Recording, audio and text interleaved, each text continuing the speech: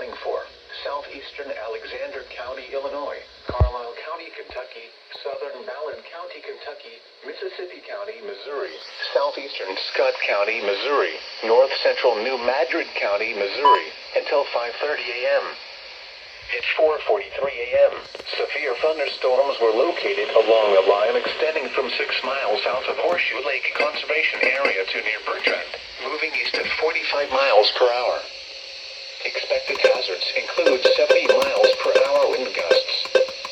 This is a radar-indicated threat. The following impacts are expected. Expect considerable tree damage. Damage is likely to mobile homes, roofs, and outbuildings.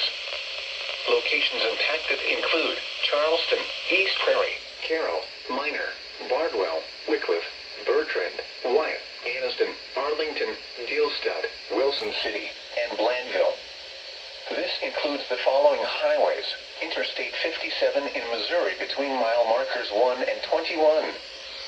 Interstate 55 between mile markers 61 and 66. Repeating, a severe thunderstorm warning has been issued.